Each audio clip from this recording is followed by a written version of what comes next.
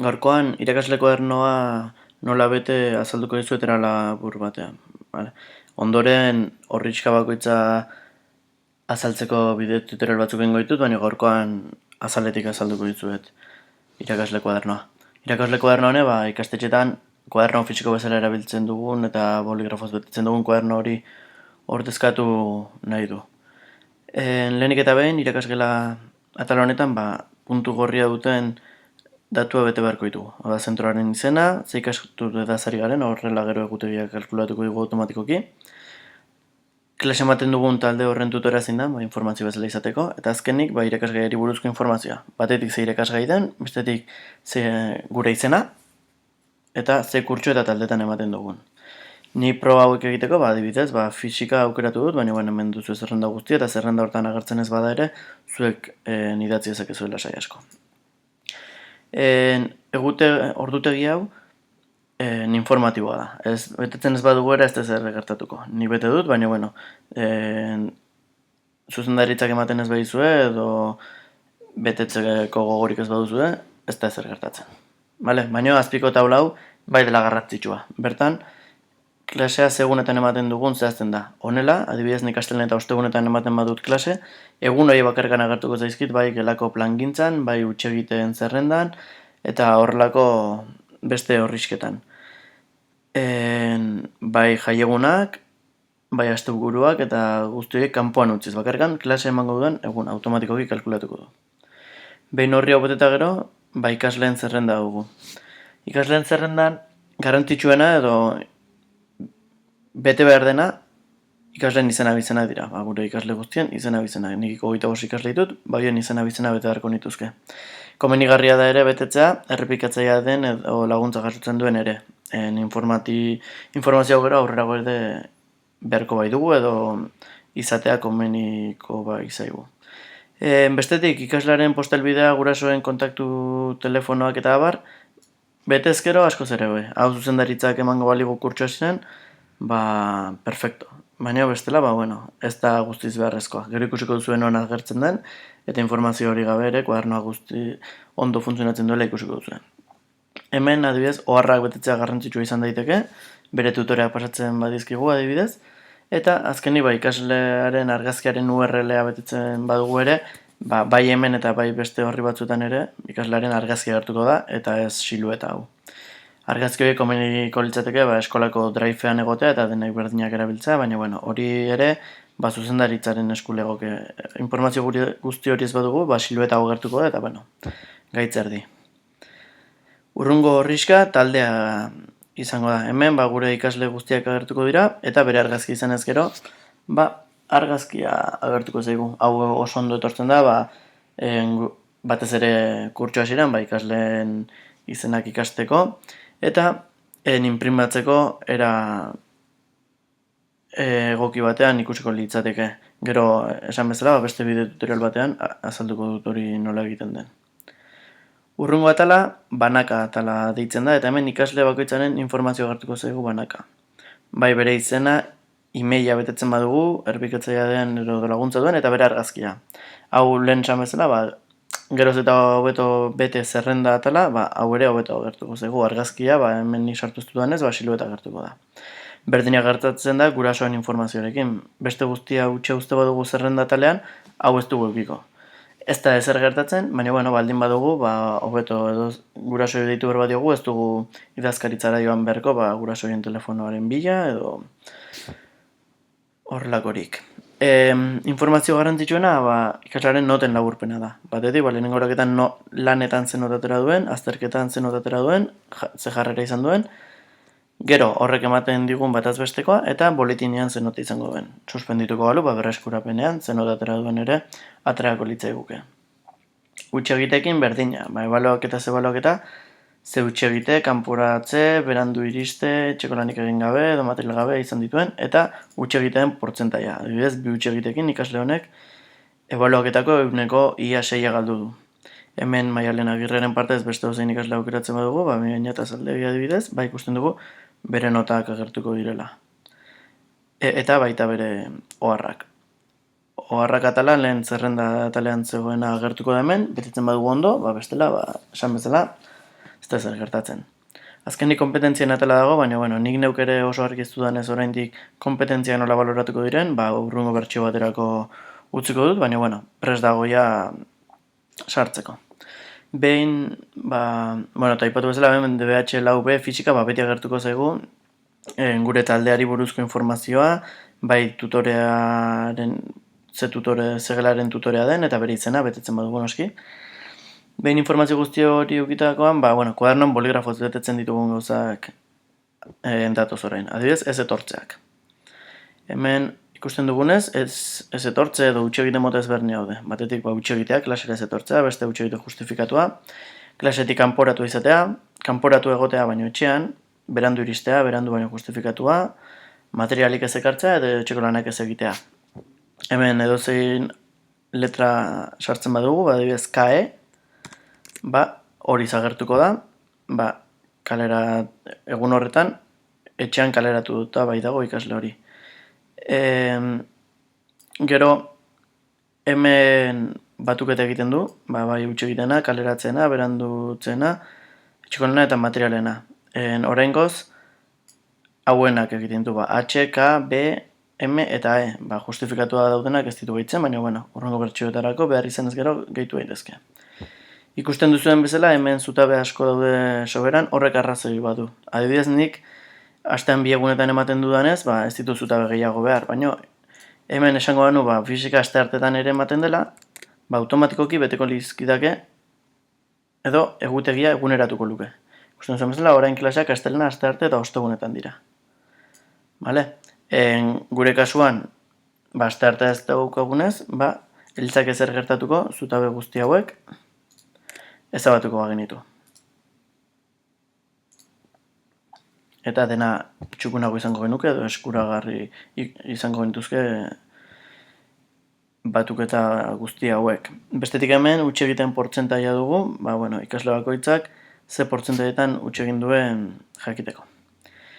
Urrungo horrizka lanak horrizka da. Bertan, ikasleak lanetan atera duen nota da. Lanak aipatzen dudanen, lan potente eta zari nahiz ez, lehenengo jarduera, 2. jarduera, 23. jarduera. Ez, lanak, adibidez, txosten bat, aurkezpen bat, edo horrelakoak. Nirean, lehen lanak, txosten izena du, 2. aurkezpena, eta 3. taldeko lana. Beste bat nahiko banu, nahiko alitzateke, hemen, ez da behar zuen, ohar bat gehitzea, eta hemen jarriko genuke, 4. lana, adibidez. Eta orduan ja badakigu, orduan ja badakigu ze lanetaz ari garen. Ez dugunez behar, 3 hauekin egingo du lana. Lehenengo lanak 100 balio du, 2. 100, eta azkenak 160. Hemen aldatu dezaket, zen momentutan portzentaia. Adibidez, 60, 20, eta 60 jartza dut ikusten duzu, 140 100 izango litzakela. Orduan, pasa egin naiz, eta gorritza gertzen da, gaizki dagoela zehazteko. Orduan, 60, 20 jartzen badut, dena ondo litzake, eta ikusten duzu bezala, balore berri horiekin bere nota kalkulatuko du. Horretaz gain, 3 azterketoetatik zenbat gainditu dituen agertuko da, adibidez honek 2 suspentsio ditu, ikusten duzu gorriz agertuko direla, bakarra gainditu eta 2 ez ditu gainditu. Eta horrela ikasle guztiekin. Eta azkenik taldeko informazio dugu. Estadistikak, besterik ez. Batetik, lehen lana zenbate gainditu den eta zenbatek ez, 2. zenbate bai zenbatek ez, hori ze portzentai den, zein izan den gelako nota altuena, nota baxuena, batez besteko nota, eta azkenik lanak, 9 eta 10 artean zeintzuk atera duten, zenbatek atera duten, lan bakoitzean, 7 eta 9 artean, eta bar. Usten du nahiko ondo ulertzen dela, 7 lan jarri ditut, normalean nahiko litzateke esan bezala hauek lan garrantzitsuentzat dira ez jarduera okitzarentzat. Bestetik, azterketak atala dugu. Hemen berdina da. Lanaren berdina, bakarrean lanak izan berrian azterketak direla. Hemen ere, ikusi dezakegu, kasu honetan, gela honetan, 1, 2, 3, 4, 5, 6 azterketa egin ditut. Batzu kontrolak eta bestak azterketak izango dira, baina berdin funtzionatzen du. Hemen adibidez 120aren partez 140 jartzen badut, hemen ere pasa egiten da, eta 120 pasatzen da, orduan, gaizki dagoenez, nota 10,20 aterako litzateke. Baina, ondo betezkero, hemen ditugu ikasleen notak, eta bestean bezala, gaindituak, ez gaindituak, eta taldearen estadistika orokorrak. 3. horrizka, ez etortzen ez hau mugitu izan eta lehen azaldu dut, bale?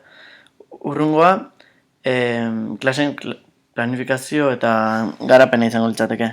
Hemen ere, egunak automatikoki kalkulatzen ditu, astelena eta ostegunetan klase ematen dudanez, hori bakarrikan agertuko dira. Bai jaiegunak, egutean gorriz agertzen direnak eta abar, liraketea azalduko. Beraz, perfecto geratzen zaigu, gure klaseak bakarrikan idazteko, eta badakigu 22 klase izango direla.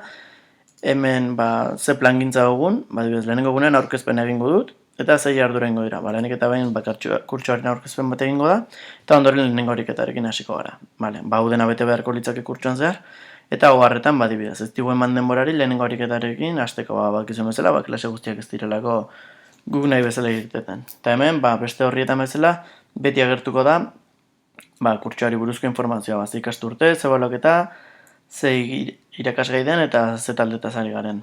Eta hemen iskinean dugun bideo honek azaltzen du horri hau nola betetzen den bideo tutorial baterako esteka da. Baina oraingoz ez dauden ez guztiak eginak, hobe duzue YouTubeko kanalean sartzea tutorialen bat behar baduzue. Honen ondoren, bigarren trimestreko edo bigarren horreketako lanak, azterketak, ez etortzeak, hirugarrenekoak eta bar daude, berdin-berdina guztiak, eta azkenik ebaluazioak atala. Ebaluazioak atalean, automatikoki betetzen da beste guztietako informazioarekin, gure ikasleen laburpen bat. Betetzezten gauzan bakarra, jarrera da. Jarreraren arabera, nota bat aterako du ikasleak. Ikusten duzen bezala, gorriz agertzen da, zuek jarrera sartu behar duzula gogoratzeko. Hemen azken momentuan eraukitze bat dugu, lanak 150 balio barrean, 150 balioko dutela, ikusten duzu 180ko portzentage hartzen da, eta gorriz agertzen da, hori gaixi dagoelako. Orduan, beste atal bat eman berko diogu beste 120, adibidez azterketak 110 balio berrean, 130. Ikusiko zuen hola 6,84 batetik, 8,72 batera pasako den nota, automatikoki kalkulatzen duelako. Hori da, kalkulo horriak erabiltzeak dakarrena, kuadernoan eskuz egiten duguna eta kalkulagailua erabiliz, 1000 kalkulo egin behar dugula eta honek automatikoki egiten duela. Adibidez hemen errekuperaketa zutabea dago eta denek gainditu dutenez, marratxo bat agertzen da, baina hemen ikasle honek 4,45 baduenez, errekuperaketa talean utxa agertzen da eta guk 6 jarri berko diogu. Adibidez hemen utxa dago, errekuperaketan 7 bat atera du. Hori izango da, bere nota. Eta azkeni betetzeko geratzen dena, ez ohiko azterketan zen nota atera duen eta ez ohikoan zen nota atera duen. Hau ez dut automatikoki kalkulatzen, irakasgai bakoitzean, portzentai ezberdinak erabiltzen direlako, ebaluazio jarraia delako, eta abar. Beraz hau eskuz bete beharko zenuketela. Eta azkenik, hemen kurtsoari buruzko estatistika ditugu. Lanena eta azterketan berdina, baina kurtsoari buruzkoak. Lehenengo baloketa zenbate gainditu duten, zen nota izan den altuena, basuena, bataz besteko nota zein izan den, 9 eta 10 artean zenbat ikaslek atera duten, eta abar. Eta azkenik, egutegia eta ordutegia ditugu. Bertan, hemen irakaslearen ordutegia sartzea komeni da. Ez klase horretan duen ordutegia, hori lehenengo horrizkan dugu, baizik eta, ematen duen klase guztien artean, ze ordutegi duen, gero eskura izateko, gogoratzeko, ze klasetara joan behar duen, klase baten ondoren, edo noiz duen bilera, edo horrelakoak. 2 formatuko egutegia sortu dut, batetik goiz eta arratsaldeko egunak, eta bestetik jornada trinkoko egunak. Zuen ikastetxean egun guztia goiz eta arratsaldez baldin badira, nahikoa da goiz eta arratsaldeko zutabe bat hartzea, eta jornada trinkokoaren gainean itxastea, eta orduan, goiz eta arratsalde izango nuke egunero. Alderantziz, egunero jornada trinko baldin badugu, jornada trinkoko guztia aukeratu hemen azpiraino, eta hemen gainean kopiatu. Eta, ikusten zuen bezala, egun hori jornada trinko bihurtuko litzake ere. Egutegia informatiboa da, ez du inongo eraginik beste guztian, baina hemen azpian dugun egutegiak honek bai du garrantzia eta hau ondo bete behar dugu. Hemen, hasierako horrian bete dugu 2016-17 ikasturte dela, horregatik ja egutegia ondo gertuko zaigu. Iraiaren bata, osteguna izango da urte horretan, eta abar. Jaiegunak ere berak automatikoki markatuko ditu gorriz, baina gu sartu beharko ditugunak bestelako jaiegunak dira. Bai gabonak, aste santuak, eta horrelakoak, eta bestetik eskolak aukeratutako jaiegunak. Aste txuri aukeratu dugun, edo aste santuan 2 egun nahi dugun. Egun hau esartza oso erresa da, nahikoa da klik egitea eta hemen egutegian aukeratzea, eta ikusten duzuen bezala, hori izagertuko dira. Gu sartutako datu hauen edo bizuta hauen arabera, egutegiak automatikoki kalkulatuko digu. Lehenik eta behin esan behar diogu, ebaluaketa zegunetan hasten den, bigarren ebaluaketa zegunetan hasten den, hirugarren ebaluaketan hasten den, eta kurtso amaiera zegunetan den. Datu hauek ez dira kurtso amaiera ekainaren 20, baizik eta ebaluazio bilerak sartu ditut nik. Horrela badakigu ebaluazio bilera aurretik zenbat klase ditugun. Horren arabera automatikoki kalkulatuko du zenbat klase egun ditugun, eta aurretik egindako ez etortzen egutegiak edo gure planifikazioko datak. Esan bezala, datu hauek ondo sartu ezkero, dena automatikoki izango dugu, eta lehenengo horrizka, lehenengo horrizka eta zerrendako izenak beteta, ja dena prest izango dugu, kuaderno digitala erabiltzeko. Joango naiz pixkanaka detaile gehiago duten tutorialak egiten, baina nuen nahi bideo bere oso luzea geratzea, eta saiatu naiz pixkat azkar eta laburra azaltzen. Espero dut, urrungo ikasturteari begira, kuaderno digitala hau erabiltzea pentsatzea, eta ikusiko duzuen nola eskuz sartzen ditugun datu guztiak edo kalkulagio erabiliz egiten duguna, nola simplifikatzen dituen kuaderno hau erabiltzak. Besterik gabe, eskerrik asko guztiei.